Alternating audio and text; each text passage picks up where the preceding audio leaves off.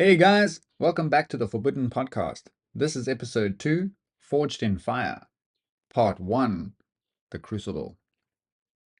I want to take you on a journey through the kitchens in which I was forged. Like a true katana, the base materials must be carefully chosen, assembled, heated, and beaten to remove every impurity. For me, this forging happened in stages, and it all started in the kitchens where the raw ingredients of who I would become would be assembled. Join me as we unpack this process, becoming a tool built for war, only to later discover a new purpose, struggling to unfold those perfect layers, trying to fit in, and failing so badly that it nearly drove me to the end of my life. I reached a point where nothing felt good enough. You see, I was conditioned for perfection, no matter the circumstances, and even though I rose to every challenge successful, time and time again, I was eventually cast out every circle, work, friends, love, even family, all for holding myself and others to the standards I knew were possible because the solution was always there. How did I have that confidence? Because I was forged in fire, and what came out wasn't a hardened weapon. It was me, a happy, humble human who wanted to just help others achieve their goals. But when people face struggle, instead of reflecting inwards, they rejected the very guidance they asked me for. The truth is, we're the ones holding ourselves back. And because of that fear, we miss the interconnected experiences we're meant to have. We're never in the right place at the right time because we're too busy measuring ourselves against others. I stepped onto many masters' paths, climbed their ladders, learned their crafts, and in a fraction of the time it took them. And instead of celebrating that, many held it against me. My efficiency, my drive, even my helpfulness became threats. Their jealousy would rot into sabotage.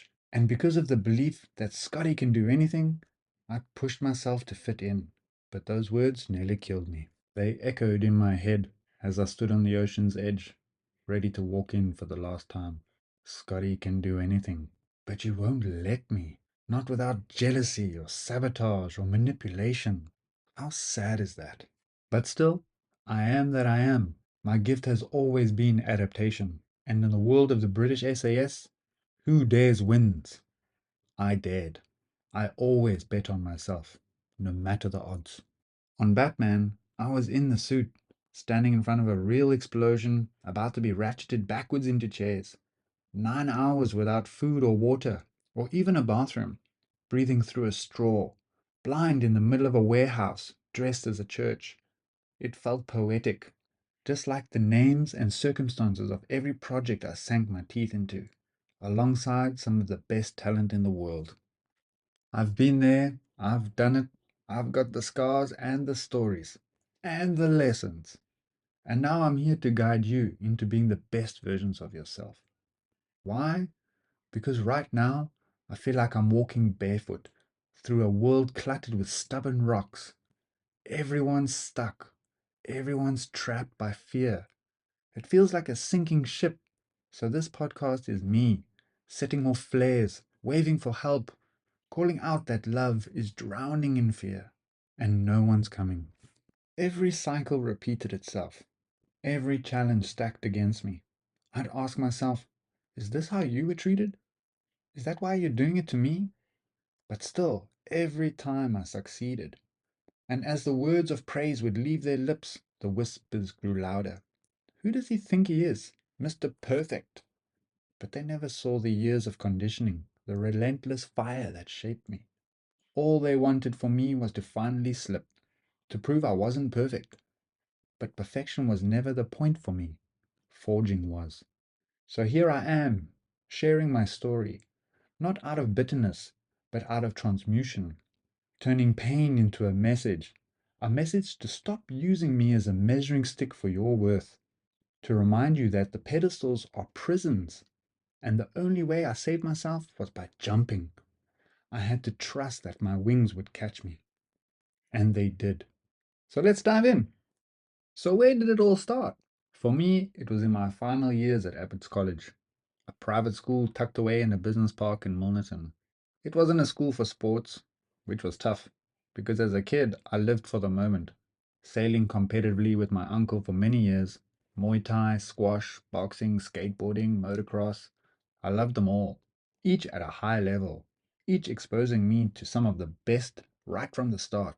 And the passion for motocross, that would eventually lead me to an event that changed my life path for the second time. But Abbott's did have one thing, a culinary arts program, a fully equipped kitchen and restaurant that became my training ground for what was to come. I excelled there. I tackled the challenges head on, with confidence, and was rewarded with praise and opportunity. By the end of the year, a cooking competition came up through the Capsicum Culinary Studio. The prize? A full year bursary, and under the guidance of the two phenomenal chefs at Abbott's.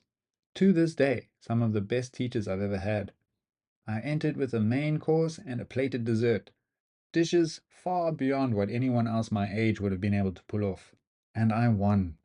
The victory opened a new path. I chose to take a full year pastry course starting the next year. So suddenly, matric didn't matter to me anymore. I didn't care for the exams. But to at least please my parents, I lined up some work placement for the December holidays. That's how I landed at Crocodile Bakery, run by a German master baker. And for 4 weeks, I made thousands of croissants, bread rolls, and pastries. I learned the rhythm of a real-world kitchen, and what it meant to work with people from every walk of life. Some of my best memories are the simple ones. Fresh rolls filled with scrambled egg at lunch, music blaring until the bell rang us back to work. But I also witnessed chaos. One day a woman's hand got caught in the pretzel rolling machine. Those heavy metal rollers that normally took a flick of dough and got it ready to shape, instead grabbed her hand and dragged it in. I hit the emergency stop, but not before her fingers came out twisted and broken. That moment seared into me the reality of kitchen life. Long hours, fatigue, split-second accidents that change everything. But still, the baker guided me with an open hand, feeding me knowledge, sharing his craft. Those weeks changed me. I finished my year at Abbott's, but failed my exams. Didn't matter. I was frothing to get started at chef school. From day one at Capsicum, I felt the weight of how I got there. Everyone knew I'd won the bursary. Instantly, I was put on a pedestal. A room full of ladies and a handful of gents of all ages, and suddenly I was the one that everyone measured themselves against. Some just wanted to learn how to make cakes, not compete. But this was the reality. We were all fighting for the best industry placement at the end of our 6 months. And for the first time in my life, I was thriving academically. I was pulling 90s, even 100% on my exams. That competitiveness made me sharp, but it also drew jealousy. The shadow was already forming. Still, I excelled, and at the end, I earned the right to find my own industry placement. While others chose hotels or catering, my mom discovered a business nearby called Creme and Cacao. This wasn't some home kitchen rig. This was a fully professional setup inside a private residence. It was owned and run by Frank Meyer, a Dutch master chef with decades of experience from cruise ships to fine dining. For me, it was a dream. One-on-one training with a master for 6 months. I lived in that kitchen. Frank never let me copy recipes. I had to observe, document, and learn by doing. Slowly, I mastered every recipe. By the end, Frank hardly needed to come into the kitchen. I had it under control, and that was one of the biggest compliments of my life.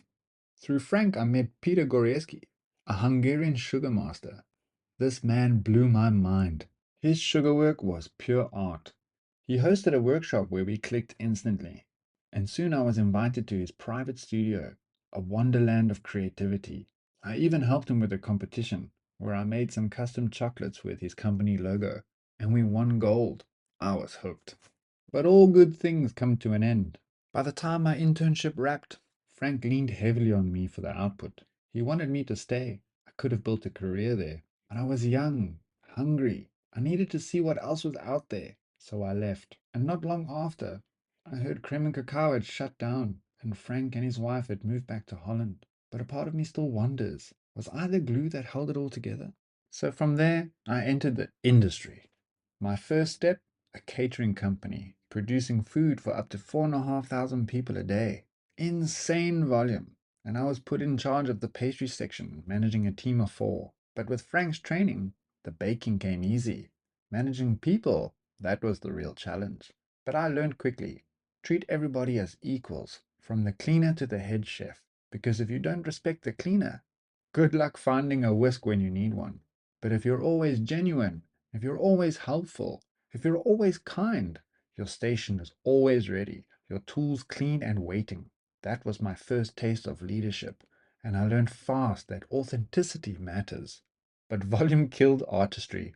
I was cranking out thousands of Yorkshire puddings and trays of millionaire shortbread, and even getting involved in the hot kitchen, cutting butternut and potatoes for hours, grinding through 22-hour shifts. Creativity was dying for me. I was becoming a machine. So I respectfully informed them that I needed to leave. Even when they offered to double my pay to keep me, I walked away. Because I knew I didn't want money, I wanted mastery. And once again, I found myself searching for the next opportunity to shine. Through a friend, I landed a job at a French bakery in Loop Street, Josephine's. I headed up the pastry section, making cakes, pastries, and biscuits, and sometimes unpacking entire shipping containers of French flour from France. But that shop didn't have the foot traffic. Things slowed down, and eventually I moved on. I wasn't chasing money anymore, I was chasing quality and scale. And that's where I managed to set up an assessment at the one and only hotel. At the time, it was the place to be. I met the head pastry chef, Renee. She put me through the works: nougat, confectionery, high tea buffet prep. And towards the end of the day, I noticed something new in their storage room: bags of Lindt piccoli chocolate. Until then, I'd only ever worked with the heavy 5 kg blocks of Belgium chocolate, hacking them down before tempering. I loved tableering chocolate on marble, forcing the crystal structure to break down through heat so I could nurture it back up to something stronger, shinier, more stable. That process always felt like a life metaphor to me. Melt it all down, strip away the old structure, rebuild with patience and care until it shines again. I got so good I didn't need a thermometer. I could just feel it was right. And if I tested, it was only ever off zero point 0.5 of a degree on a bad day. So I asked questions. And as fate would have it, Renee's partner was none other than Dimo Simatos, the master chocolatier of Lindt Chocolate Studios. She took her phone out of her pocket and said, "You're going to thank me later," and called Dimo right there and then. "Hey Dimo, I've got a young pastry chef here, obsessed with chocolate. You still looking for an assistant chocolatier?" Man, my eyes lit up, and by the end of that day, I was booked to do an assessment with a master chocolatier. The next thing I remember, I'm climbing the stairs to the old Cape Quarter in Loop Street, where the Lindt studio was based. I'll never forget that moment I opened those doors. Royal blue and gold logos everywhere, marbled counters gleaming, shelves stacked with chocolate. The smell was so overwhelming and rich, it was intoxicating. And in the corner, the legendary Lindt conch machine, purring away. Behind the counter, I saw into the kitchen where 2 chefs, Nozi and Mama Bully, were working with effortless precision. And then Dimo, crisp white Egyptian cotton jacket, embroidered in gold, with black trousers and Birkenstock shoes. The man looked like chocolate royalty. That image is carved into my mind forever. We shook hands and a quick chat, and before I even knew where to put my bag or where the sugar was, I was in prep for the Lindt annual meeting. CEOs and executives flying from Switzerland and Dubai, and it was our job to create the showcase. French macaroons, hand-dipped chocolates, truffles, deconstructed cakes, biscuits, the works. I knew volume, I knew pressure, but this was a whole new level. Dimo ran that kitchen with an unmatched dedication to precision, efficiency, and quality. No excuses. Everything mattered, because perfection was possible if you had the patience and dedication, knowledge, and skill. We presented our creations. The response was electric. Applause, admiration, respect. I'd never experienced that level of recognition for my craftsmanship, and that was my interview. I didn't even realize it. And I'd passed. I remember getting invited into the meeting to say a few words. I was sweating. I cracked some joke about not knowing why there were so many salespeople, as I thought Lindt sold itself. Luckily, they laughed. Afterwards, Dima took me for a coffee, welcomed me to the Lint family, and said, "We start next week. Let's get you some lint jackets." I was in. And for the next 6 years, I lived and breathed lint. The studio's main focus was workshops, a marketing tool to get lint into the hands of the professionals and home bakers. But these weren't just classes, they were experiences. We taught the history, the artistry, the five senses of chocolate. People slowed down, tasted, touched, listened. For some, it was their first time truly experiencing chocolate. We did everything from advanced molding, confectionery, showpiece building, and every festive season. Easter was my favorite, setting up live at the V&A waterfront, making chocolate bunnies out of eggs, and dressing them with modeling chocolate, while hundreds of kids and their parents watched in awe. I felt like Lint's very own Willy Wonka. But it wasn't just play. The standards were sky high. Clean shaven, jackets pressed, no excuses. This was a showroom, and we were the show. And I shined. For once, someone saw my potential and gave me the structure I needed to thrive. Demo guided me with a firm hand, and under that pressure, I grew. His discipline became the foundation of my own motto later, to guide through an open hand. Over those years, we expanded the studios again and again. We created gelatos, handmade chocolates, eclairs, macaroons. We pushed the limits. We set new standards. But more than that, those kitchens shaped me. They forged me. And I carry that with me into every chapter that followed. Like getting the chance to compete for South Africa at the Junior World Pastry Championship in Italy was a dream. A 2-day competition where a team of two had to create a chocolate showpiece, a sugar showpiece, two identical main gâteaux with multiple elements, a selection of hand-dipped chocolates, gelato ice creams, think magnums, but the insane gourmet version, and even a mystery box of ingredients to transform into a plated dessert for live judging. Everything had to be identical in weight, structure, and presentation. The plated dessert was to be served inside a plastic sphere and judged not only on the flavor, but how we utilized the entire space inside the ball. Even our trash was weighed at the end of the day. I was so proud of my no waste discipline I had carried from Frank's kitchen, but I quickly realized there was another level to this. I still remember seeing a team wrap every door handle and trolley in plastic wrap, and at the end of the day, they'd peel it off and the kitchen was spotless, with almost no weight added. Brilliant. But before Italy, I had to go through fire. When the word of the competition hit the local pastry scene, the buzz was electric. To enter, we had to build a chocolate showpiece and submit photographs. Perfect! I had been training the local chefs in this very art form. This was my lane. I designed a piece to capture a single moment in time, that instant when a drop of water hits the surface, forming a crown, and another drop shoots upwards from the center. I imagined a koi fish bursting out of the water, frozen in mid-leap. I built an abstract water shapes, textured and flowing, and created the koi from chocolate spheres, and a beautiful tail made from modeling chocolate. I really took my time and focused on the details, and spent hours on the crown droplet it rode on, deep with color and texture. The deadline to finish and submit overlapped with an advanced workshop at the studio. Demo kindly agreed to run the class so I could focus on my piece. My job was just to get the setup done, and once the tables were prepared, I went back to my sculpture, while Demo began teaching at the demo table. And then it happened. Demo reached instinctively for what should have been there, a small damp blue cloth, folded in place exactly where he expected it to be, but it wasn't there. He looked up through the glass, straight at me, and for a moment I had made him look unprofessional in front of a full class. I scrambled, realizing the cloths had been placed on every table except his. I rushed to fix it, but the damage was done. I could feel the tension. Dimo and I both knew each other under pressure. I'd crack jokes, he'd stay serious, but this wasn't one of those moments. And at the end of that workshop, it all came out. He walked into the back kitchen and straight to the point. Why wasn't my cloth there? I had no excuse that mattered. I admitted I had slipped up. His response cut deep. So you want to compete, but you can't handle the basics.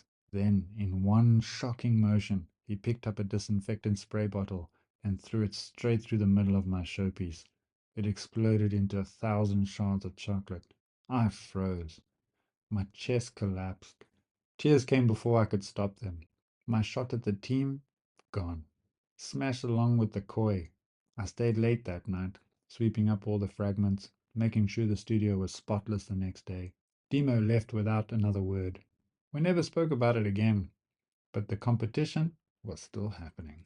And Demo was tasked with training the team in the chocolate work, and I had to stand there, humbled, watching the others prepare. It hurt, but fate is strange.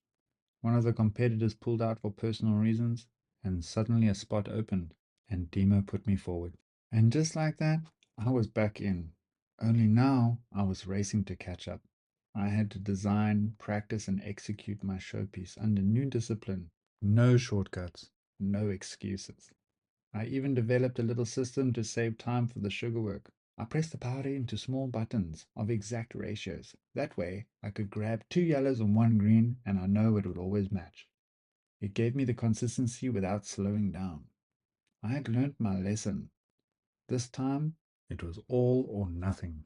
We were as ready as we could be when we flew out to Italy, right into the middle of winter, -4 degrees, and coming from Cape Town, which was like 33 degrees, it was a shock. And when everything you do revolves around chocolate, which lives and dies by temperature, the stakes were already high. My chocolate showpiece design brought together every skill I had learned up until that point. The base resembled a block of granite, symbolizing the foundation of tempered chocolate, where the process begins. From there rose 3 irregular spheres, layered with colored cocoa butter and painted black, and then polished with a hot cloth, revealing depth like polished wood grain. Balanced on top were 2 hand-carved white marble rings, supporting abstract flowers and vines that molded their way around the structure. Built into it was a space to display handmade chocolates as one of the competition's criteria. The sugar showpiece was a deconstructed sunflower, hand-pulled petals, blown glass-style vines, and sweeping green and yellow shards that curved upwards like flames.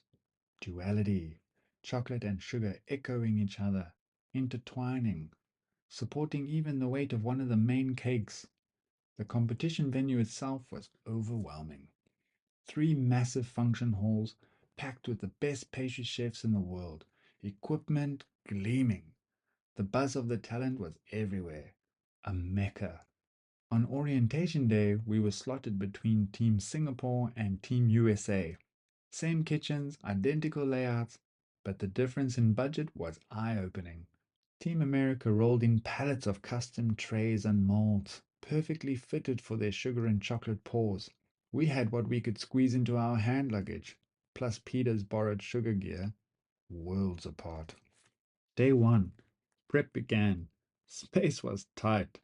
Too tight to pour and set my pieces without losing the workspace. So I had to improvise by repurposing our storage shelf units into makeshift racks. Then came the cold. The air conditioning was only switched on in the morning, so the ambient chill made my chocolate brittle. Hand-rolled shapes just crumbled.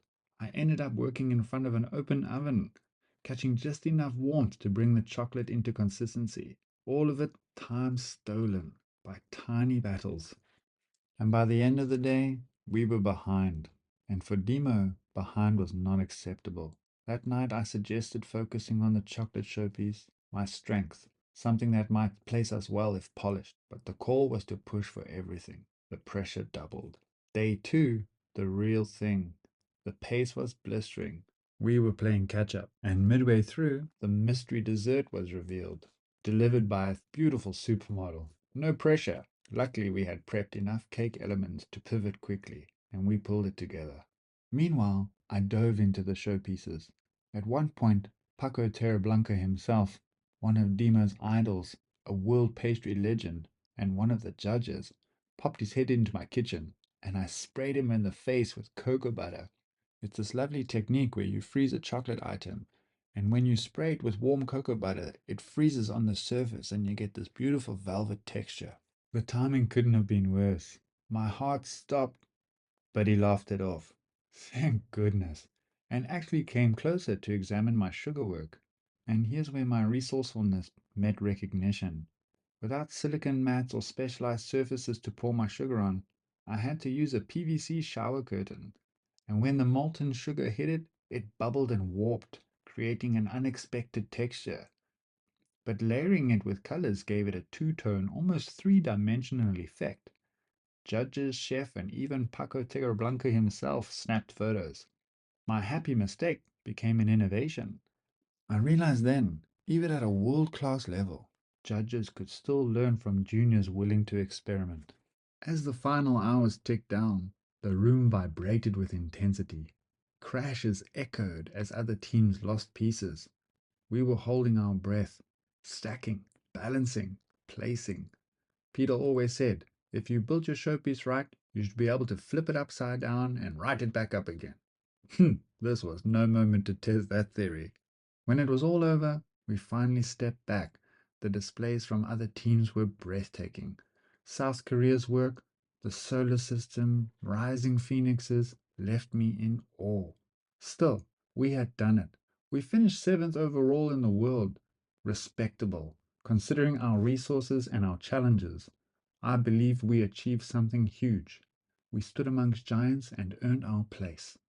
This was Italy, and it was just the beginning. It wasn't long after that Lynn sent me off on another adventure. 3 weeks in the Maldives over Christmas and New Year's.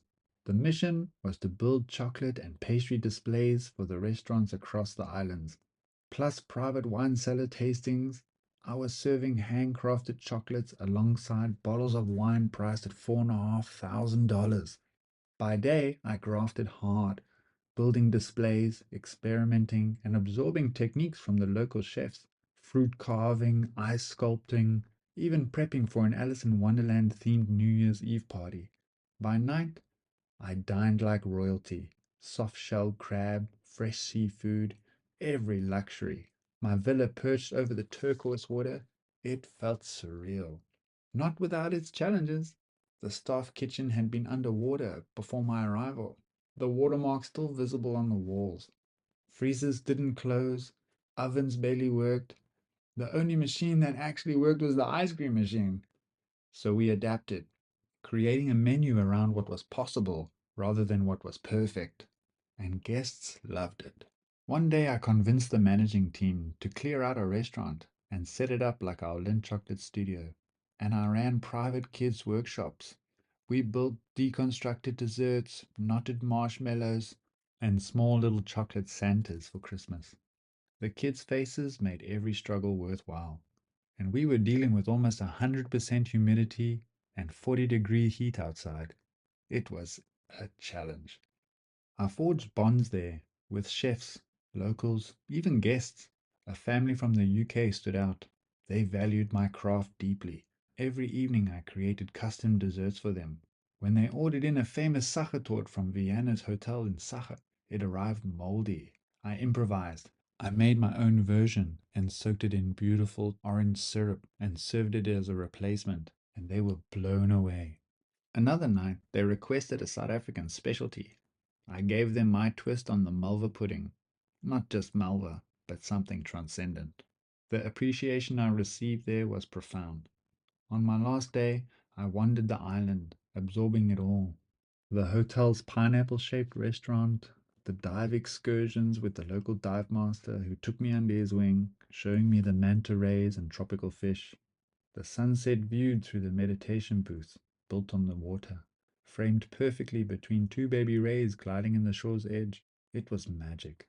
A dream carved from chocolate, sugar, and the ocean. But soon enough, it was time to head back. The Lindt Studios were calling. The studios never stopped giving.